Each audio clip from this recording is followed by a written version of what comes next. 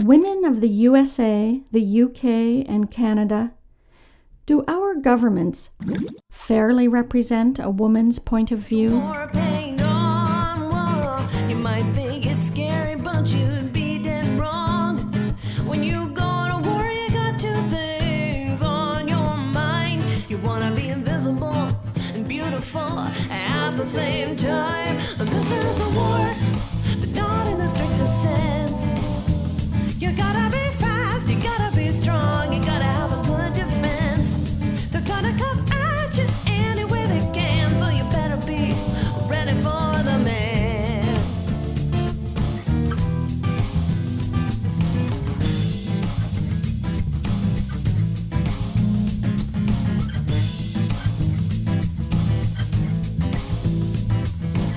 Sometimes it feels just like a war in here. I know some would like to see me just disappear.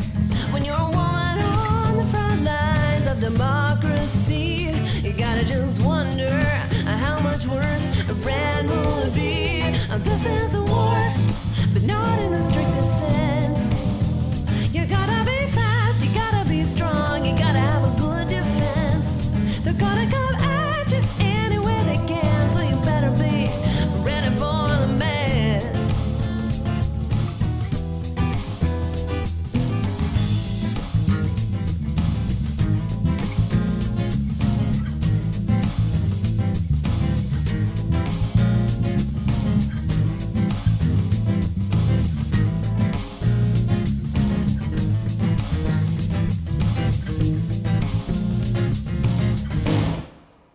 Why would I want to make a documentary about politics? I find politics kind of boring. And I'm busy. I have lots of other film projects on the go.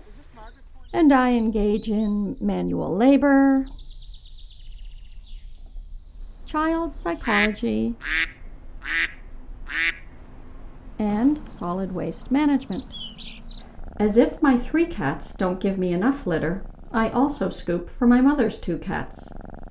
In my spare time, I play on a hockey team. We may not be good, but we think we are. So why immerse myself in politics for a year?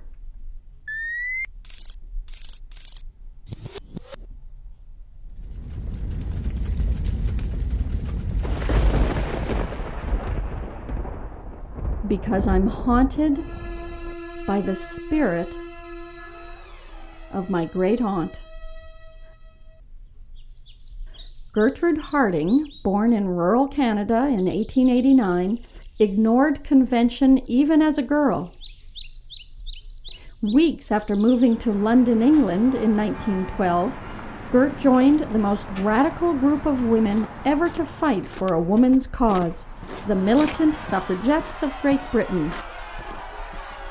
Their leaders, Mrs. Pankhurst and daughter Christabel, decided that as protesters were ignored for 40 years of peaceful campaigning for the right of women to vote, they must now take stronger measures. Breaking windows escalated to setting empty buildings ablaze in a desperate demand for the basic right of citizens in a democracy. Without their violent agitation, British women, or I should say British white women, might not have been granted the vote when war ended in 1918. Almost 100 years later, we are still far from political equality with men. A few years ago, I started to sense a sassy and very modern presence. I can't see her, but I know it's Gert Harding, well ahead of her time, even after death. Still, you'd think my writing her biography might keep her spirit out of my hair. First, I start noticing articles in newspapers.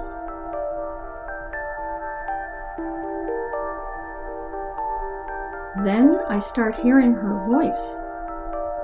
For God's sakes, you've had the vote for 90 years. Why don't you elect more women? We fought for our sisters, not our sissies. And then the story that brought home the absurdity of it all.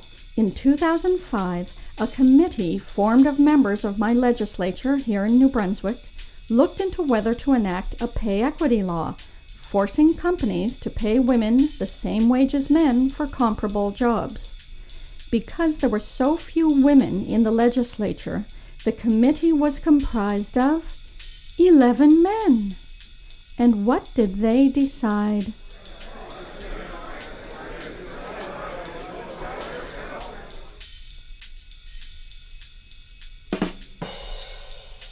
Let nature take its course. Think about it. We accept a type of government that can lead to a committee of 11 men deciding what to do about pay equity. If you live in Canada, as I do, or the sunny United States, or maybe you have a cottage in the UK, then at least 4 out of every 5 people that you elect to govern you are men. And it's not like that everywhere. Canada is ranked out of all democracies for its percentage of women in government. The UK is ranked, and the USA, so much for being the beacons of democracy. We're more the lightning bugs. Why do we take it for granted that politicians should be mostly men?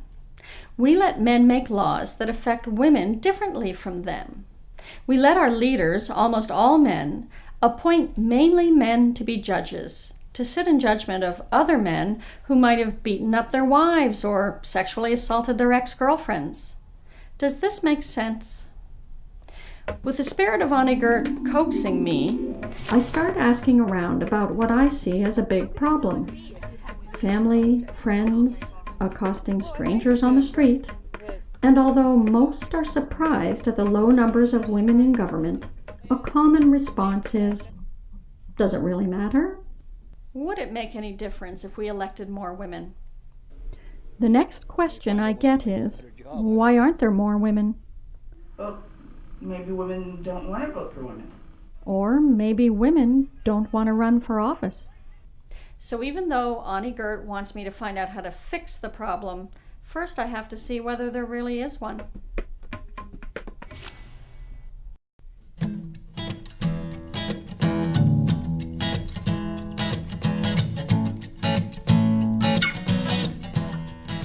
I tracked down 3 people whose job it is to study women and politics. Dr. Jonah Everett is one of Canada's leading authorities on the subject. The first thing I ask is, do women and men politicians care about the same issues? Parliamentary debates. And so the studies show that women in politics tend to be more concerned with social welfare issues, education issues, healthcare issues, issues that are sort of generally social issues. And male politicians tend to be much more concerned about economic issues, about military issues, about international affairs types of issues. Not to say that male politicians aren't dealing with the social welfare concerns, but that when you ask people what they're more interested in, what they feel more passionate about, what they're more likely to want to work on, you do see these policy differences. Not surprising, really. But do these gender differences occur in the other 2 countries? I take the little-used sea train across the Atlantic to England in the UK and rent a London apartment with very good security at 10 Downing Street. From my big iPod, I spot the University College of London. I ask Dr. Rosie Campbell, does it matter that Britain has far more men than women running government? Well, it matters because in the population, at least in Britain, women have different attitudes or different views than men. So women in Britain care more about health and education, men care more about taxation, the economy, the European Union, and that's reflected in politicians' attitudes as well. So women MPs care about the same issues as women in the population. Back to North America on the transatlantic tunnel bound for New Jersey.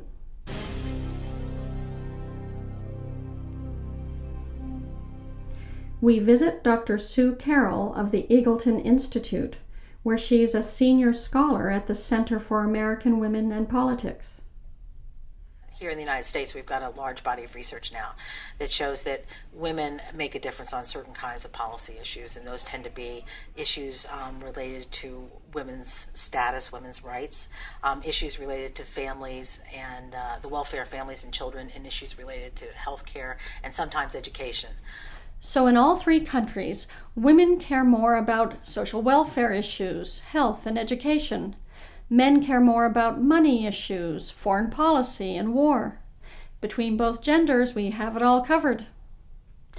And from social attitudes to crime and poverty rates, what I find in one country is usually true for the other two. Now let's get the opinion of an actual politician. I hunt down the only woman to be head of government in North America, Right Honorable Kim Campbell, who served as Prime Minister of Canada in 1993. But it does make a difference. And for people to say it doesn't, I'm sorry. In this world, there are many ways in which women can represent the interests of men and men can represent the interests of women. But there are other ways in which each of the sexes experiences the world differently. And to exclude half of your brains, half of your capacity from the most important function, which is the setting of rules by which the whole society has to live, is really nuts. The Canadian election study of 2000 found other gender preferences besides social welfare. For example, 13% more men favor the death penalty, and 16% more women support gun control. But are these differences only true of the left of center parties? A woman involved in the Liberal Party is going to have a slightly more small L liberal social awareness type of position than a man in the Liberal Party. The woman in the Conservative Party is going to have a position that's slightly to the left of the man in the Conservative Party. So having more women in politics has the impact of shifting the policy debate. Even if the party still has the same number of seats, it shifts the policy debate a little bit more to the left. In that way, the policymakers will really be reflecting the diversity of interests of Canadians as opposed to the interests of male Canadians. It's even made a difference to have conservative women often because they think about things that their male colleagues don't think about as well. When welfare was reformed in this country, and the Republican women were able to get some important concessions that make life a little better for women who were in a somewhat difficult situation, and that is by providing more things like more money for childcare, and also going after deadbeat dads. Wouldn't it make sense to have as many women as men in our towns and cities making laws about parks and playgrounds, policing and seniors' homes? Wouldn't it make sense to have as many women as men in your country, state, or province making laws and policies about reproductive rights, pregnancy leave, child care, child support payments, elder care, health issues, violence against women, the sex industry, pay equity? Even poverty is more a women's issue because more poor people are women. Are there other gender differences besides interests and experience that could affect a government member's behavior? We're off to the psychology department at the University of New Brunswick to visit Dr. Harold Taukelis. He first reminds me that although many traits differ in degree between males and females, the differences between the sexes are usually smaller than the differences within each sex. But even when the gender differences are small, they can make a significant difference overall in the behavior of groups of women and men. For this discussion, I don't care whether gender differences are caused by nature or nurture. What matters is that there are several gender differences that could affect the way politicians govern.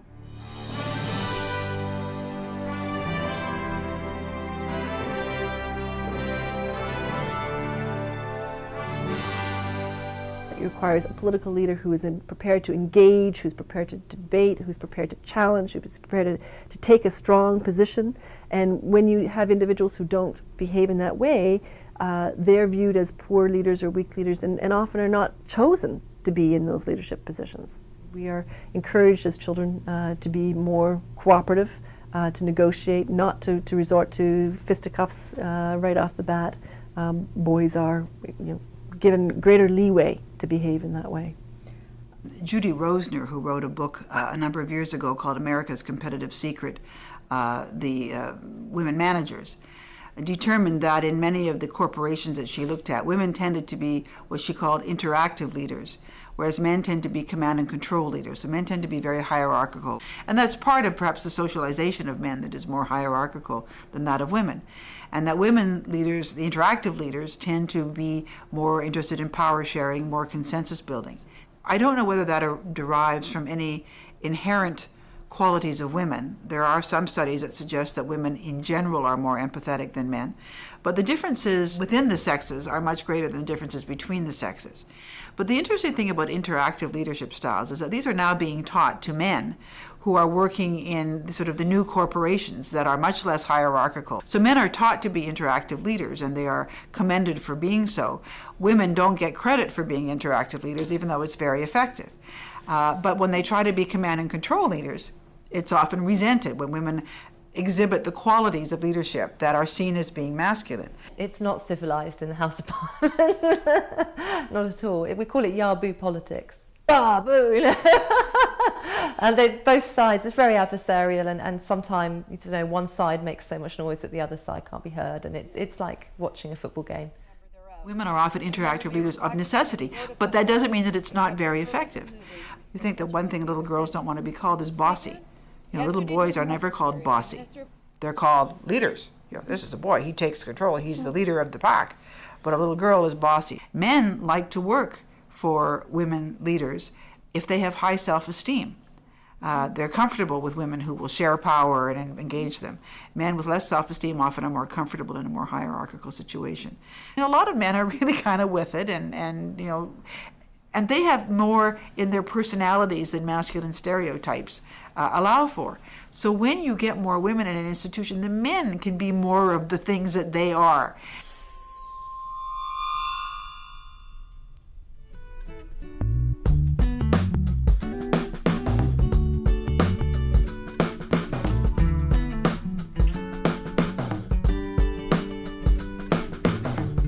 Not only women more concerned with their own children, but with other people in general, and that may simply be an extension of the woman's tendency to be protective of her offspring. And I think this extends to her extended family and to other people as well. I think it's generalized that way.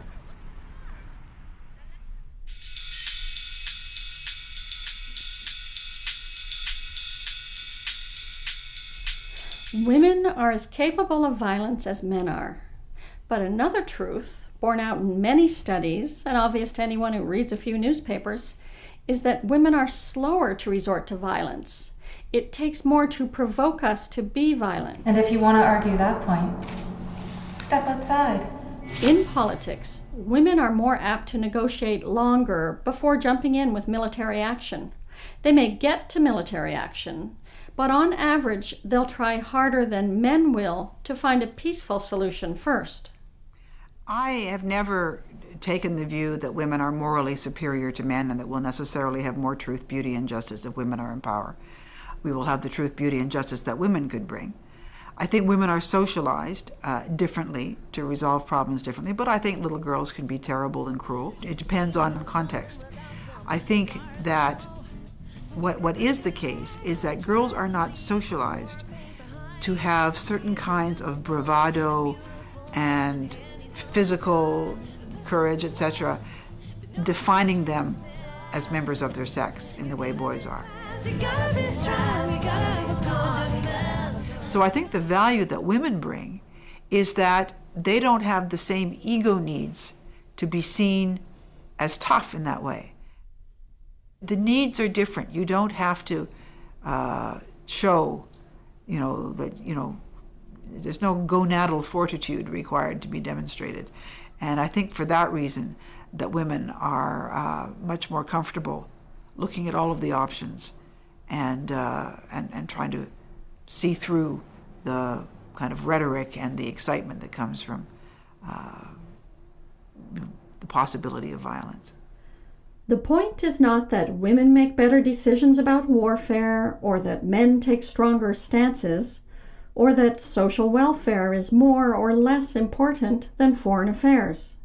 We need the points of view and the different abilities of both women and men, not to mention of different races and socioeconomic backgrounds. Government members must be as diverse as we are. So much for gender differences that could affect a politician's behavior. What are the issues of most concern to women that are not being taken seriously enough by our male leaders? Norway and Sweden have had close to 40% women in their national parliaments since the mid-90s, and their public childcare and paid parental leaves have become some of the best in the world. Parents in Norway, for example, can take up to 10 days per year off work to care for a sick child at full pay, 15 days a year with 2 or more kids. Sweden gives 15 months parental leave at 75% salary. Most countries have maternity leave. How do we three compare? Canada's not too bad, with up to 50 weeks partially paid maternity leave. The UK, 39 weeks. The USA has no parental leave laws, along with Australia, Liberia, Swaziland, and Papua New Guinea. In fact, if an American woman is lucky enough that her employer or union offers some compensation for new mothers on leave, it's referred to as a short-term disability. Imagine, the American government considers bearing children to be a disability, as opposed to, say, needed for the survival of our species. But Canadians can't be smug. UNICEF recently looked at how well countries protect the rights of their young children. Sweden scored 10 out of 10, England 5 out of 10, the USA 3, and Canada only 1. And the World Economic Forum, out of Geneva, ranks 128 countries on their overall gender gap. They compare economics, education, health, and politics. In 2008, Norway, Finland, and Sweden are at the top. Our countries?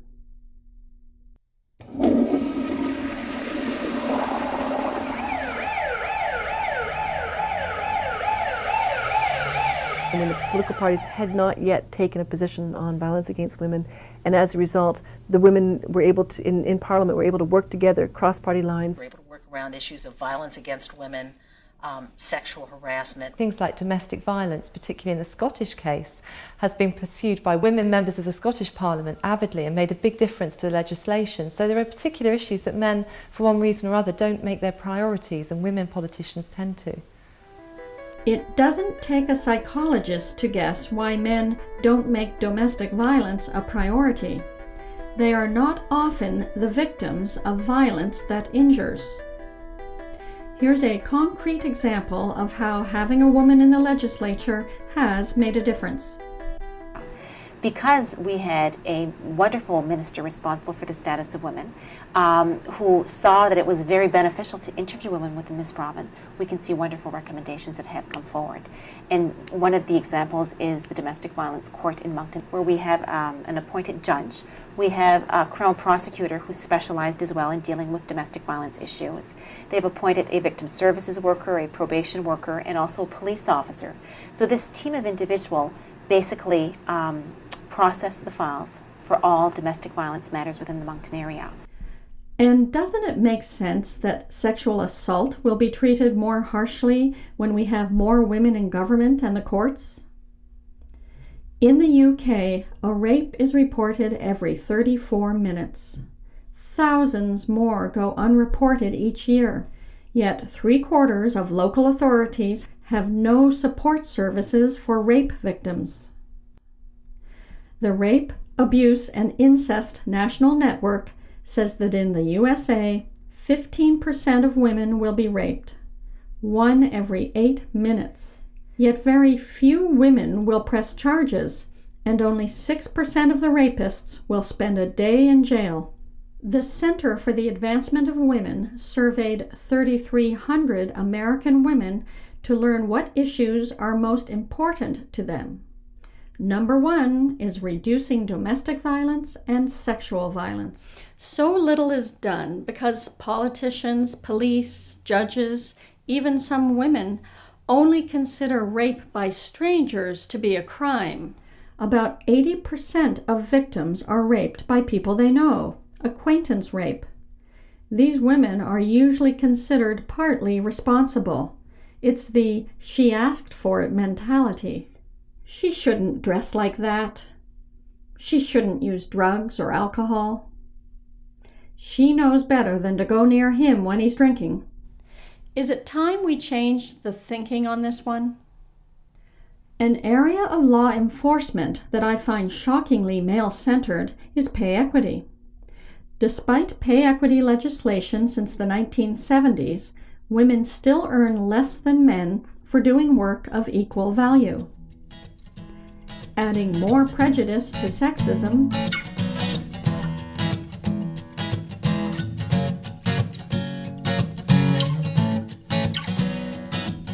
We have an Equal Pay Act from 1963, which guarantees that women and men should be equally paid for doing the same jobs. The question is, what happens when they do comparable jobs, but the jobs are different? And that even is true in part-time work. It's even true when you take career gaps out. So the legislation is there, but it hasn't really made the huge difference people would like. Equal pay for work of equal value asks employers to compare skill, effort, responsibility, and working conditions. Here's Denise Savoy.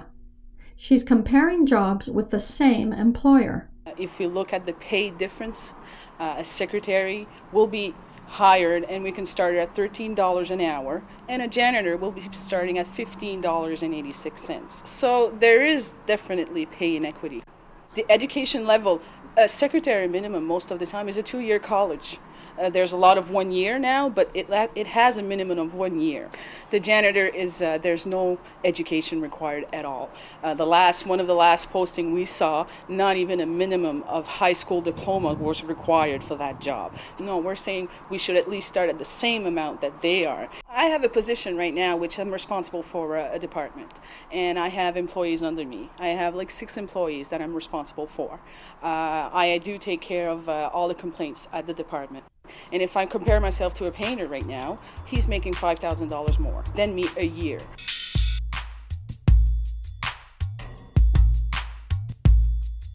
We just want to be recognized for the work we do, for the value of our work.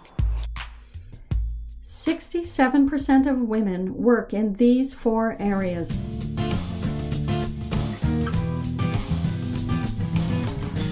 Traditional male jobs are valued more highly. Why are jobs essential to our healthcare system, such as cardiac technicians and dental assistants, valued less than trades, such as carpentry and plumbing? Why is lifting heavy objects valued more than lifting the elderly or children? Why is the dirty work of a mechanic or the dangerous work of a police officer valued more than that of healthcare workers who deal with needles, bedpans, and diseased and unruly patients? Why are people who look after our children valued less than those who look after our garbage? Why are school secretaries paid less than the audio-video technicians in the same school? Why are nurses in some areas paid less than police officers in the same area?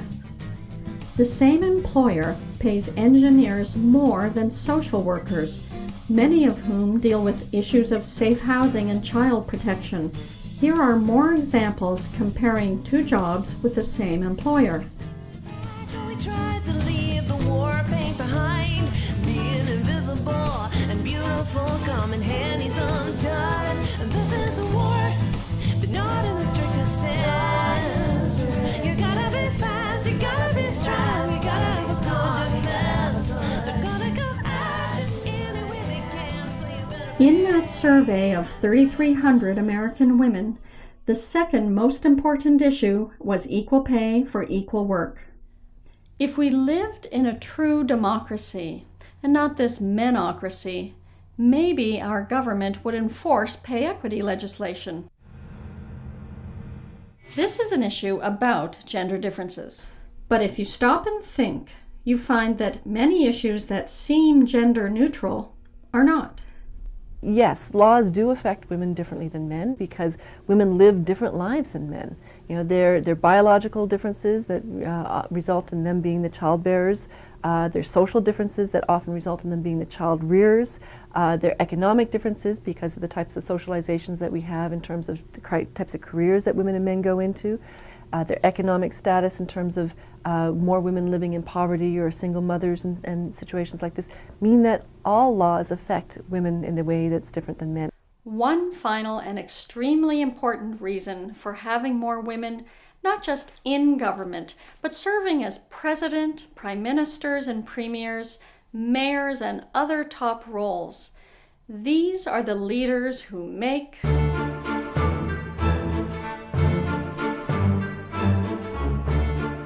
Many government decisions get made by these agencies, boards, and commissions. And so it's not just the number of women in politics who run and been elected to politics, but the number of women who are involved in other decision-making bodies, whether that means the courts, being appointed as judges, whether it means human rights commissions, immigration boards, all kinds of other different bodies.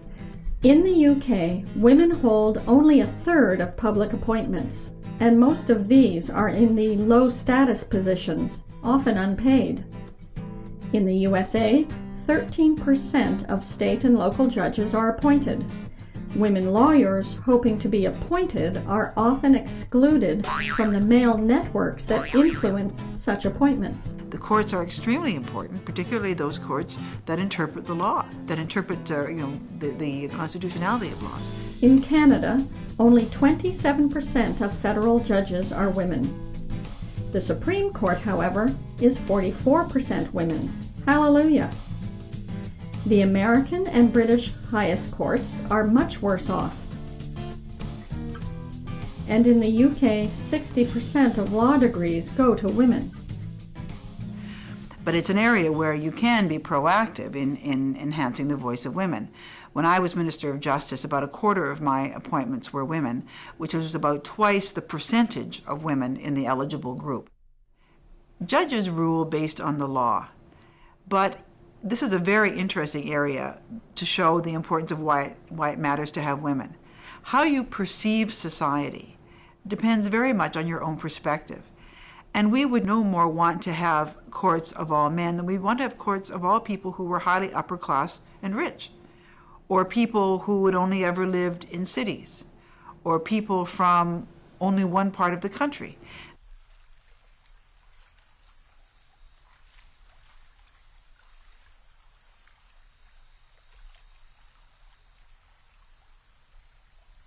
To really have an understanding of the people who are before you, you need to have variety. And it isn't just the individual judges, it's the culture of the court. And again, there's some interesting research in the United States that shows that even having one woman on a court can change the culture of that court. Because in the informal interaction between the judges, when they're having coffee, when they're having their meetings, these women have a different point of view. Why isn't being a woman a key qualification for judges when so many issues are gender specific, from divorce law to pay equity? It doesn't matter how many years' experience a man has practicing law, he'll never have experience being a woman. But maybe male judges are miraculously gender neutral in passing sentences for crimes that affect women differently from men. For several months, I clipped out articles from my provincial newspaper about such sentencing. Here's a sample. A man steals an all-terrain vehicle. 3 months in jail. Another man knees and punches his wife in the head. 1 month served on weekends. The same man who steals the all-terrain vehicle enters the owner's house. Perhaps he didn't even have to break in, to steal some car keys. 12 months for the break and enter. Another man takes a baseball bat and beats down the door of his ex-girlfriend's house with her watching from inside. He then pushes and punches her and smashes her walls and dishes. 8 months. A man is convicted of drug trafficking. He's found with 26 ecstasy pills in his pocket. 4 months in jail. Another man is convicted of assaulting his girlfriend by punching her in the face. No jail time, just a conditional sentence. Finally, a woman robs several stores and then, armed with a syringe, steals $400 from a gas station.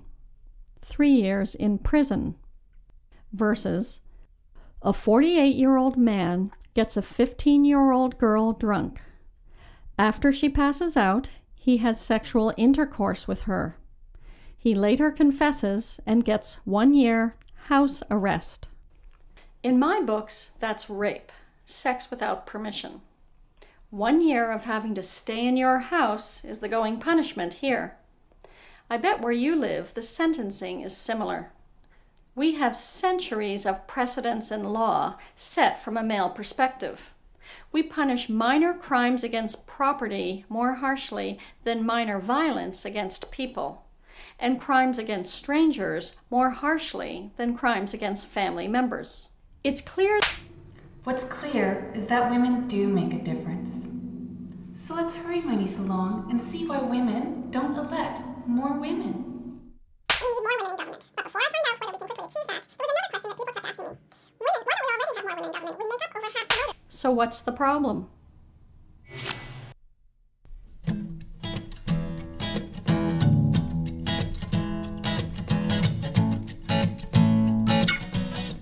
Before I find out how to quickly get more women in office, I want to know why we don't already have more women. After all, we have over half the votes. Is the fundamental question, why don't women vote for women? Nope. I soon learned that not only do women vote for women, so do men. In all 3 countries, a woman candidate's chance of winning an election is almost equal to that of a man's, and in some cases they're the same. We won't get elected in equal numbers with ballots like this.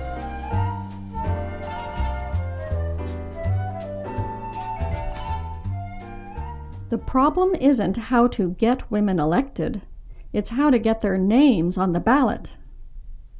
There are many barriers. I'll go over 4 of the biggest, all of which stem from the same old stereotypes and sexist attitudes we've dealt with for decades. Centuries.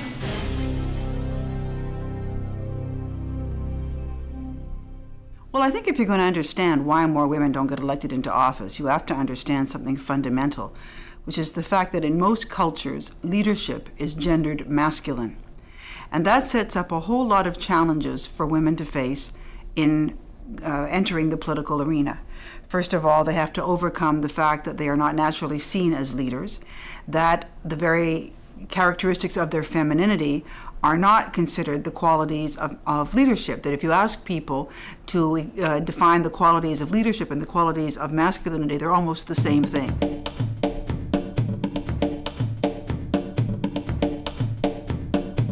I was involved in a piece of research looking at participation in politics. It's quite widely known that although women are more actively involved in sort of voluntary associations and kind of charity work than men, they're less involved in formal politics. But in constituencies in Britain where there's a women MP, they were more interested and more engaged and more involved.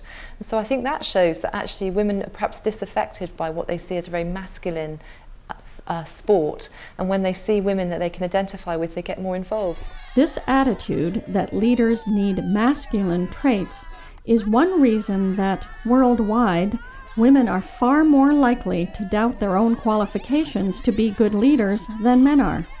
and often women are as qualified or more so. The stereotype that leaders are men influences those who get to choose candidates for an election, from national on down to municipal, leading to this. The party elite prefers men. There's a good pool of women interested to be candidates in Britain at least, but they don't get selected by the local parties to stand. And is it because the parties think they won't stand as good a chance of getting in? Or? That's sometimes the argument, but all the evidence shows they have at least as good a chance and sometimes better. There was incredible sexism in party selection procedures. One of the reasons for this is that the party hierarchy or the national offices are very professional. The selections take place within local constituencies. Some of the questions that were asked in this study by one of my colleagues here, Professor Johnny Lewandowski, women were asked what colour knickers they were wearing, what the husbands would do for sex if they got this job. You know, really incredibly terrible, absolutely dire questions. And the parties had a big clean-up after that, but it shows you those attitudes were there in the local parties. And then there was always the tension between the right of the grassroots local constituency organization to choose its candidate. I mean, these are things that have to be worked on.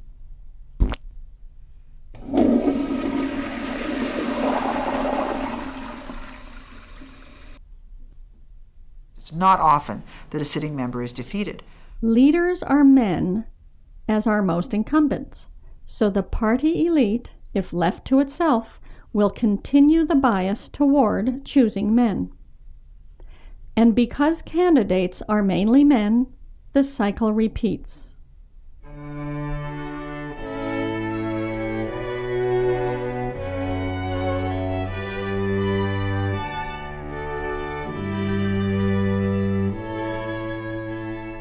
You see a lot of male journalists and anchors and talking heads.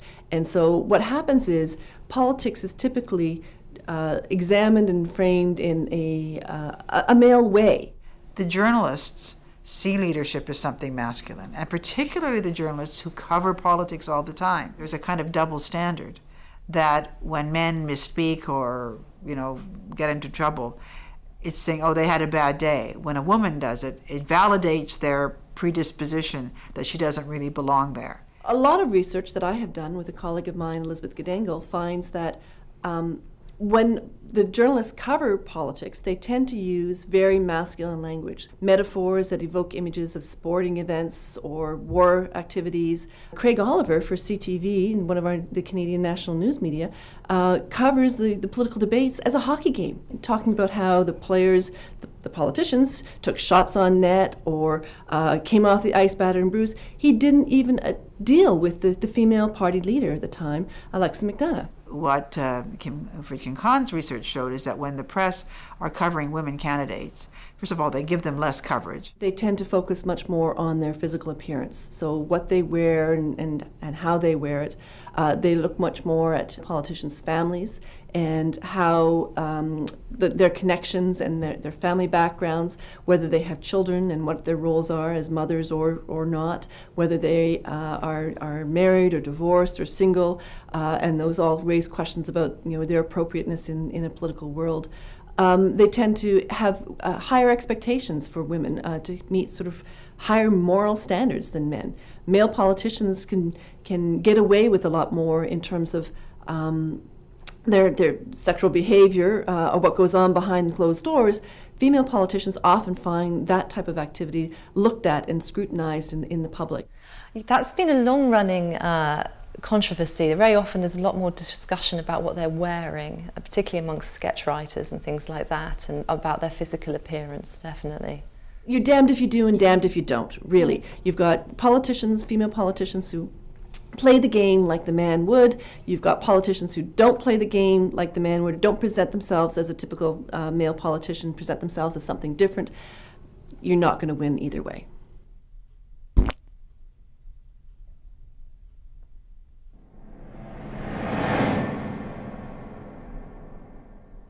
It also plays out in things like raising money. Women tend not to be part of the same business organizations, but they often don't have access to the kinds of you scratch my back, I'll scratch your back fundraising networks that get created among men. It costs a lot of money to run a good campaign, from advertising to staging rallies. You either spend buckets of your own money or you have contacts with wealthy backers. Because the USA lacks spending limits on elections, only the wealthiest and most connected can afford to run. Some candidates for the House of Representatives spend under $200,000, and they seldom win. But in 2006, for example, Martin Meehan, who won in Massachusetts, raised a cool $5 million, give or take.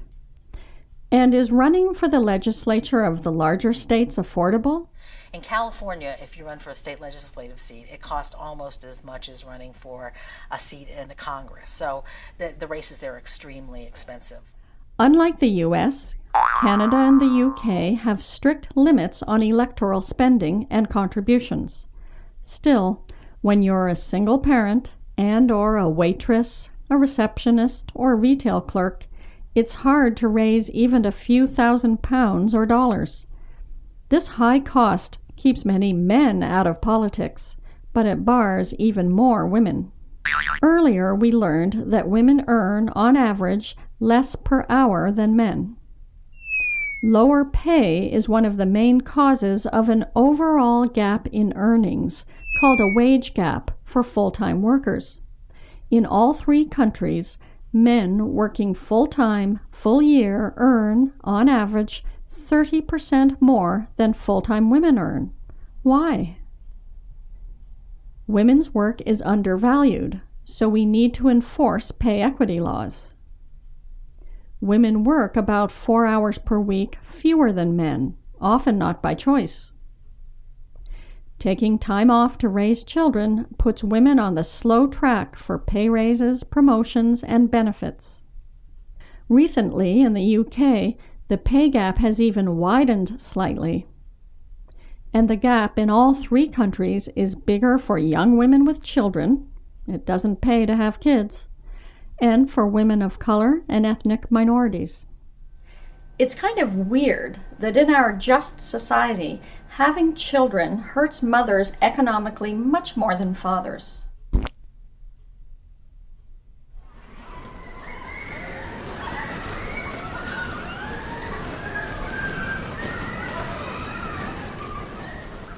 So women often have to balance their careers, because many of these women who'd like to go into politics are working, with the additional burdens of domesticity, whether it is with children or with older parents, that men are excused from not taking on.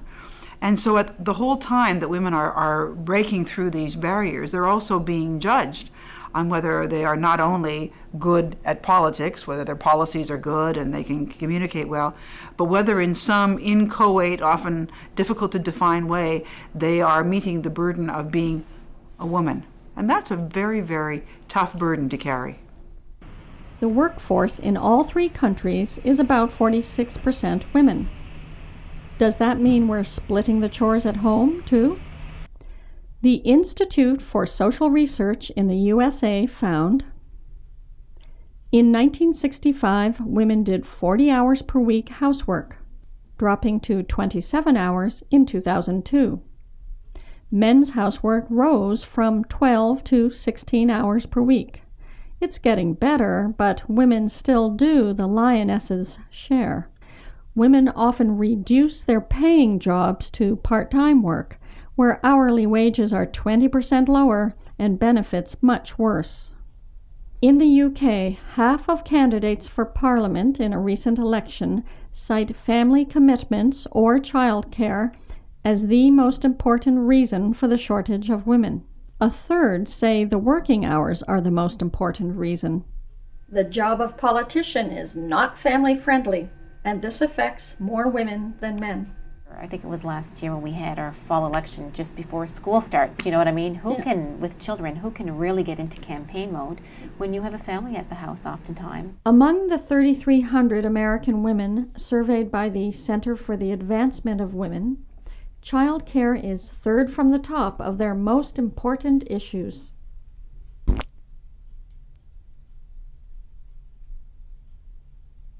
For these and other reasons, women are not attracted to politics, and politicians continue to be mainly men. This perpetuates the maleness of our political system. What's very interesting was when Tony Blair was elected in the UK, and there were about 100 women in the Labour caucus, and they were called Blair's Babes. But many of them did not run again, because notwithstanding that they had become elected, they still felt themselves excluded by the old boys' rituals and network within the Labour Party. That and that's the interesting thing about parliaments and congresses, etc., that they often have their internal networks and traditions that are very uncongenial to women. One of the most noticeable male norms is the adversarial nature of politics. And we came into power with a $300 million deficit facing us in the face, and we wrestled that to the ground. Please explain. In politics, you come as close to overt verbal aggression, obvious public aggression, as you're going to get without actually punching the guy out. People who get involved in politics get involved because they are attracted that way and can work within that type of framework. More women than men are not attracted to it, and that's one of the reasons why we see it so difficult getting women to run for political office in the first place. The very next day, the minister... And when a woman politician is aggressive in public debate, she's judged more harshly than men are. It's the old double standard. Boys will be boys, but a woman better behave like a lady. Why? In some ways, the boyish and often boorish behavior in Canadian and British governments is worse than in the USA. One reason is that the parliamentary system allows a daily question period when opposition members ask unscripted questions of the members in power, including the Prime Minister, with TV cameras rolling. One final point. So the average politician has limited impact. So women often leave a political life at a much earlier stage in their career than men do, because their goals of being able to change policy, change the way government works, are being thwarted by the political system. Men whose goals are to go in to be perceived as being an important individual within our political society are satisfied more. And I want to make clear that these are generalizations. Not all women go in for policy purposes, and not all men go in for instrumental purposes. And I think, again, if we can make the role of individual members of parliament more meaningful, that will make the role more attractive to women. To sum up, our political systems have been set up by men for men. Thus, they're not as attractive to women, and the cycle continues. Until more women get elected to make it more agreeable, it will remain an unattractive career. Finally, I'm ready to ask the question that started this whole thing, and maybe put Auntie Gert out of her misery. How the heck do we get more women elected?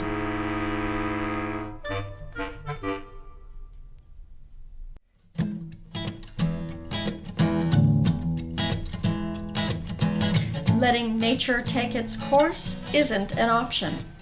For one thing, it's male nature setting the course. During the 1980s and early 90s, a wave of feminism and social reforms caused a steep rise in elected women in all three countries. By 1997, Canadian women were 21% of Parliament. But since then, progress has leveled, with the UK actually losing ground. At this current rate, Canadian and American women will reach 50% in about 240 years. Our British sisters can forget about it. Even if we ignore the recent stagnation, it'll take Canadian women 45 years to gain equality, Brits 50, and Americans 80 years. There are several ways to quickly get more women elected, and they're controversial.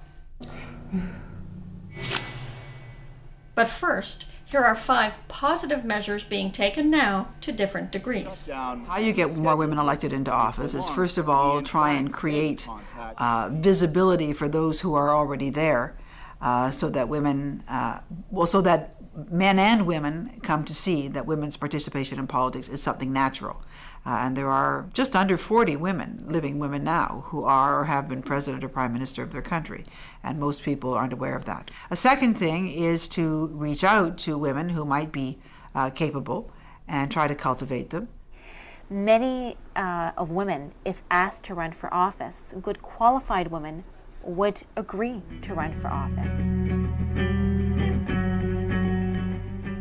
Help them raise money. People say, how do we get more women elected? I say, write a check. And women have to learn how valuable it is to put their money to the support of women candidates. And that, yes, it may be their family's money, but it's in the best interests of their children and the well-being of their family to have women at the decision-making table. One of the feminist responses has been the creation of women's political action committees to raise money and give money to political candidates. And of course, the best known of probably those political action committees is a group called Emily's List.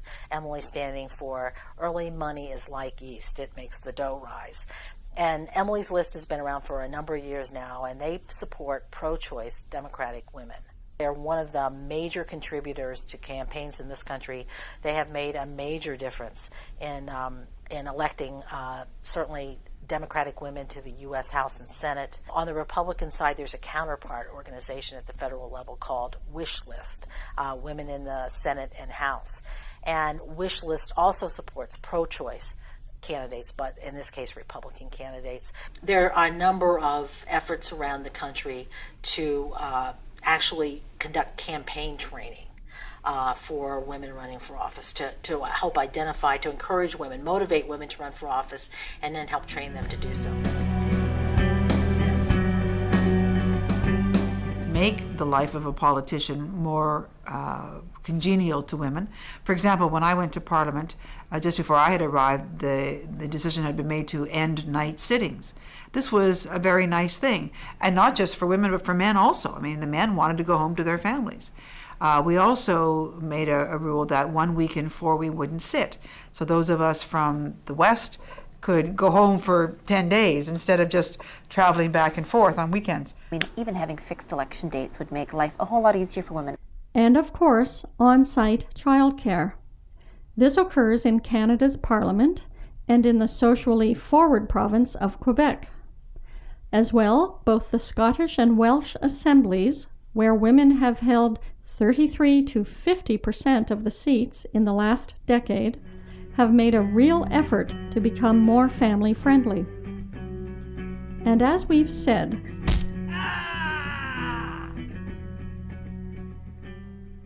now for the first controversial solution. It sounds innocent enough. It's not to give financial incentives to the individual person or the female candidate. However, give financial incentives to the political party. I think from there will really encourage them to make that effort to go out and to recruit, qualified female candidates for the party.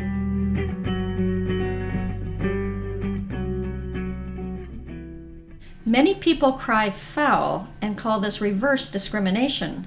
No, it's one means to end decades of discrimination. Millennia. And there's a way that national party elites can ensure more women in local elections. It concerns... What's so scary about insisting on a base level of representation for women? We're not a special interest group. We're the majority. And we already use quotas all the time in elections. Geographical quotas. From voting in many city councils on up to national bodies, your district of land, seat, riding, constituency is usually allotted a quota of elected members, be it one or more. This ensures that people in all regions, east, west, city, and rural, are represented in government. Why is where you live any more important for representation than your gender or race? Centuries ago, as democracy was forming in England, only rich white men voted, so locale was their main difference. Now we all vote, and we know that laws affect genders and races differently. In many ways, I have more in common with women on the west coast of Canada, be it 6,000 kilometers away, than with men in my own neighborhood. Quotas prevent powerful groups with advantages of money and connections from ruling with unfair representation. Many countries use quotas for now to help women achieve better representation. Here are a few of them, with quotas for women of 30 to 50% of candidate lists, and often for ABCs, agencies, boards, and commissions. The British and Canadian governments have been officially committed to the goal of gender equity for over 20 years, but official commitment doesn't always carry weight. And they realise that in order to be seen to be modern, they need to have more women. So the Conservative Party have had this big campaign of women to win, but they actually won't go as far as to include quota mechanisms. They're not going to use all women shortlists. And it's frustrating because lots of the evidence shows that really there's not going to be any change until that happens. So instead what they do is that if they're being videoed or filmed somewhere, they surround themselves by women. I bet Canadian politicians are not that sneaky. Here's Canada's Liberal leader in 2008. He has a lot of women in his caucus. Is it 50%? Nope. Our Conservative Prime Minister. Look, he has almost all women elected in his caucus. Is it 70%? As if. So that makes me very frustrated. Now, there is a long history of quotas really in this country. I mean, that's kind of the irony. In the Democratic Party, for a number of years now, a quota system in place in terms of delegates. Only Labour. They have all women shortlists in some of their seats, so that actually the selection is only a choice between women, and that's been very effective. That's the only way we've increased our numbers of women in Parliament. Some people argued before 97 that the introduction of all women shortlists would be demeaning to women candidates and that they would be treated differently in Parliament and that they wouldn't be respected. Actually now, all these years later, nobody remembers who was an all women shortlist candidate and who wasn't. It hasn't made the slightest bit of difference. We have at least as many qualified women as men, well-educated, experienced, and dedicated. But with our biased system, they aren't often chosen as candidates. Being overlooked because we're not men is demeaning. Quotas to overcome this entrenched bias? It's about time. One possibility in the United States would be to look at the U.S. Senate and say that what we could do is implement a quota system there, because we already elect 2 senators from each state, and that 1 senator from each state would be a man and 1 senator from each state would be a woman. The problem, of course, is it would meet with enormous resistance, because it means that half the sitting U.S. senators would, maybe not quite half, but a number of the sitting U.S. senators would be out of office. So you'd have to figure out some way to transition into that. You know, the easiest way to get 50-50 in Canada would be to make all of the parliamentary constituencies 2-member constituencies. I would love that. And you could have a man's seat and a woman's seat. Now I'm on side with you on All that. fuss, no muss, no bother. The United Nations chastises countries such as ours and urges us to use gender quotas until women reach fair representation. And there you have 6 approaches now taken to different degrees in our 3 countries. Still, they're not nearly effective enough, or with quotas not used broadly enough. And every time I hear about another city council with 1 or 2 women, or a legislature with 86% men, I get so frustrated. But guess what? There is an immediate solution to quickly get more women and minorities elected. Break windows? Burn a few empty buildings? Worked for us. When you hear about quotas, you may think, well, that's not democratic. Here's a news bulletin. The USA, UK, and Canada are not true democracies. Things aren't so rotten in Denmark, but could something be rotten in our system? Why is it that our 3 countries have such low numbers of elected women? I ask the academics and learn the simple but shocking answer. We use a different voting system from almost all other major democracies. There's more than one way to vote? Yep. Our ancient crappy one, called first past the post, and the one that almost everyone else uses, proportional representation, or PR. First past the post refers to a horse race, where the first to reach the finish line wins. But in this voting system, the prize for second and third place is extinction. The USA, with its congressional democracy, has a different form of government from the parliamentary democracies of Canada and the UK. But we all vote the same way. And voting systems have a huge effect on how we get from millions of individuals to the small number of elected representatives. To hear about the two voting systems, I visit the Electoral Reform Society of Great Britain. I've recruited 2 American cousins to carry my equipment. Perhaps they're a little wary of colonials. But eventually we meet Christine McCartney. She starts by explaining the growth of PR among nations.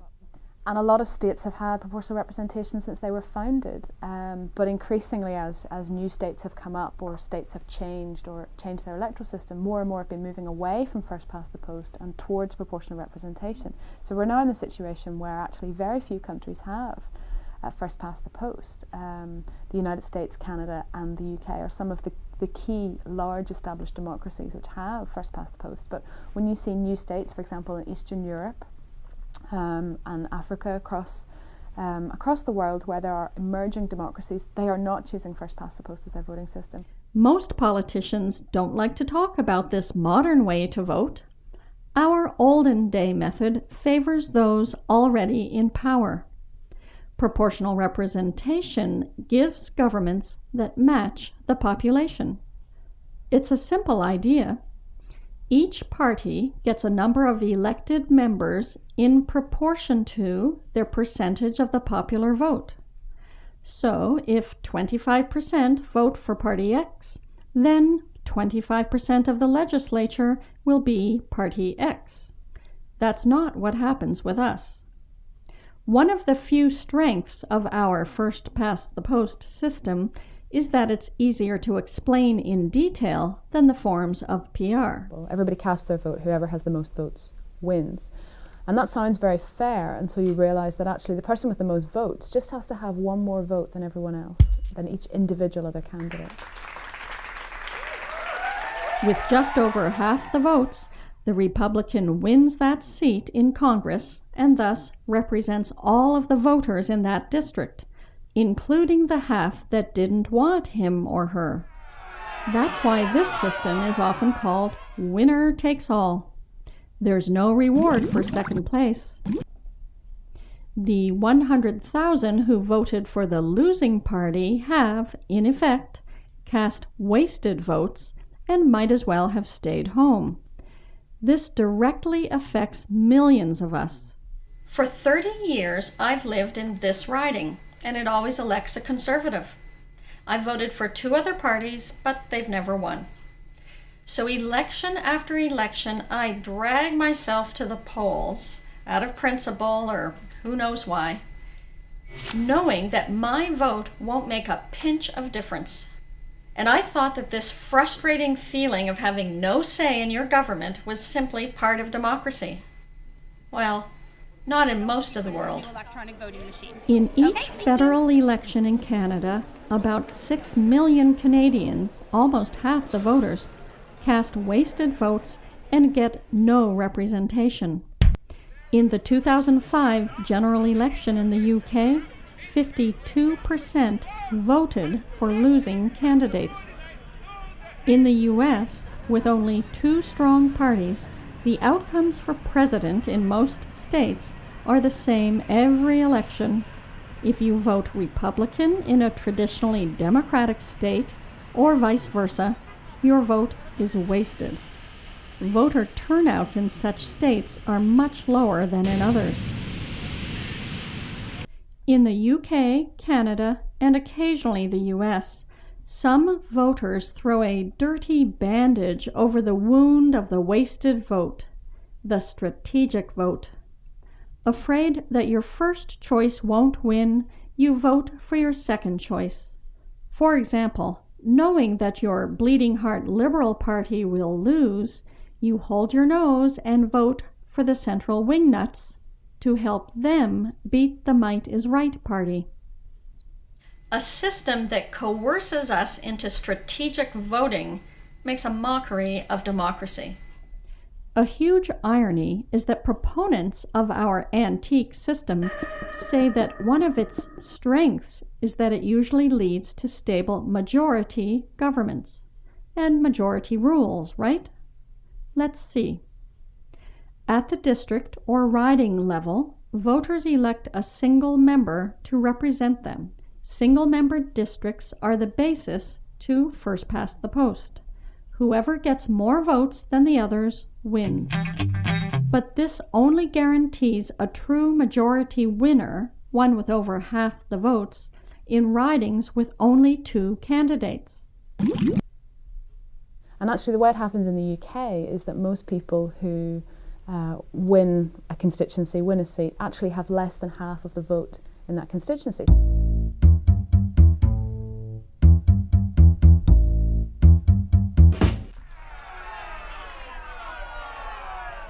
So that means more people want somebody else than want the person who wins. And so when you have this in one constituency and the next constituency and the next one, what you end up with is a pattern of unfairness in which people stack up large numbers of votes. There's no prizes for coming second and first past the post. Even if you get 20,000 votes and you come second, you get no representation for that just because the other guy gets 20,001 votes. And so when those big numbers of what we call wasted votes, because they effectively have no impact on the outcome of the election, when they stack up across the country, you get a situation where the results can be really distorted in terms of what people have voted for. So we have a situation in the last election. The Labour government won the election on just a little more than 35% of the vote in this country. So almost twice as many people wanted somebody else, didn't want the Labour government, as wanted them, but they won simply because the opposition couldn't agree who they did want. Under PR, this election would give Labour 35% of the seats. Under our system, Labour wins a phony majority and can pass whatever laws they want. Since World War I, Canadians have elected 15 so-called majority governments, but only 4 had a majority of the popular vote. So when proponents say that our system gives stable majority governments, they're misleading us. Who wants stability for a government that doesn't represent most people? The more democratic way, the PR way, is to encourage coalitions between parties that can agree by compromise on certain legislation. And these coalitions will always represent a true majority. Do phony majorities happen in the US? All the time.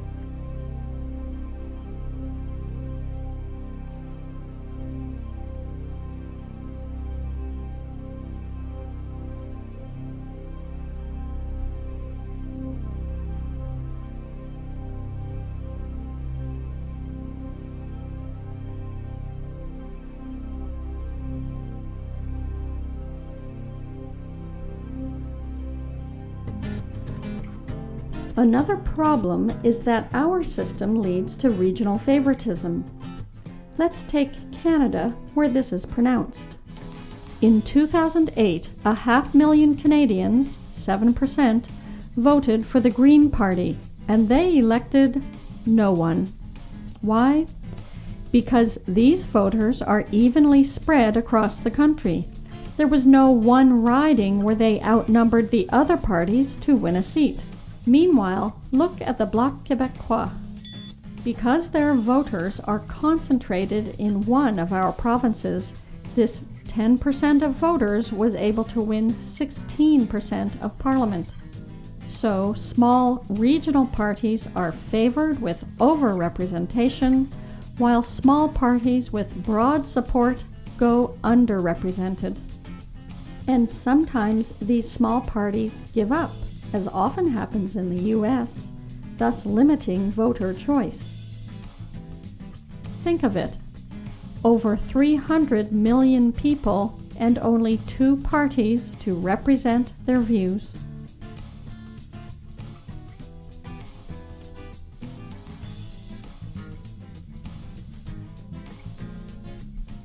And now, the reason why we're talking about voting systems.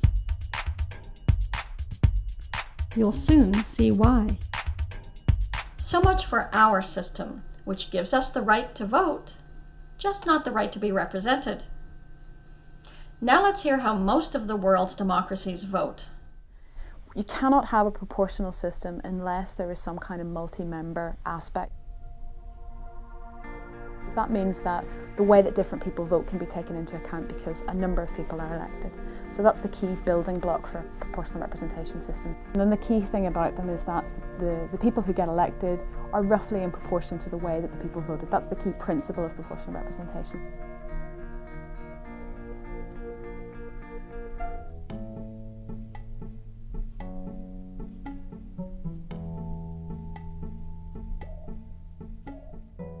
So districts elect several members, be it 3, 5, or 9.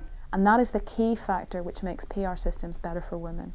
Because when you choose one person at a time in one district, party selectors, there's a tendency for party selectors to play it safe and to try and choose people who look like typical candidates. You know, they want to win, and so they're thinking about who's going to win this election for us. We've only got one shot, we're only choosing one person. Who's won before? Well, we know that the incumbents tend to be male, middle-aged, middle-class, well-educated, and so we'll choose people who look like that because they have the highest chance of winning.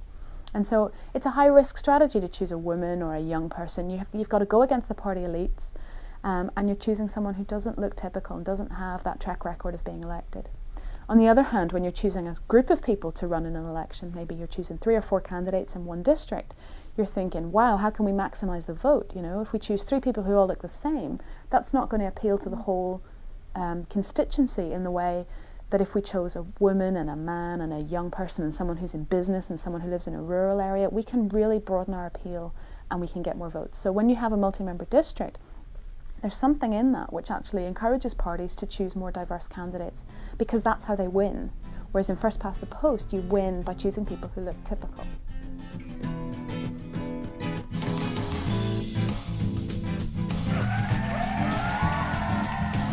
So there, the quickest way to get more women elected is to force your government to switch to a proportional voting system. 2 types would work well for us. To learn about STV, visit the website of the Electoral Reform Society of Great Britain. To learn about MMP, which elects the most women, go to Fair Vote Canada. They promote both types of PR. As well, the Menocracy website lists the pros and cons and further details. How do you say, oh, it's okay not to have women there? It's not okay. Sorry, honey. Yeah. It's not okay at all. Auntie Gert died in 1976 when I turned 20, before I had a clue or a care about women in politics. Now I know that for 6 exciting years, she and her militant colleagues risked jobs, family approval, reputations, health, even their freedom, all for the radical feminist ideal that women are human beings. They knew that without a fair say in government, we women will never have all of our social and economic rights as citizens. The suffragettes and thousands of other women in North America and the UK started the fight for political equality for women. What do you say we finish the job? Now that I've finished this documentary, maybe Auntie Gert will rest in peace and leave me alone to make my own stories. And come to think of it, maybe the next movie I make should be about the militant suffragettes. Yeah. Oh, my sister, Where did you go? I've gone down the road to be with a man, and now I got a little girl, and I'm doing the best that I can.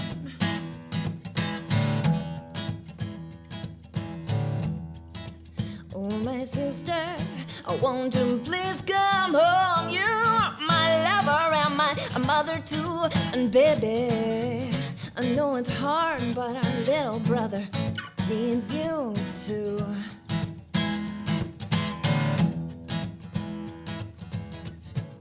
We travel down this road, looking for some kind of joy. Hey, I don't much care if I'm walking with a girl or a boy.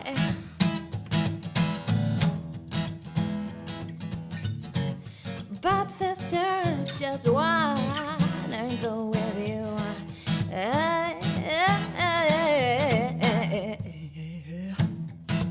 Oh, my sister, you've been hurt. Where did you get that shiner over your eye? The real question is, what is the conceivable justification for their not being there? Him why?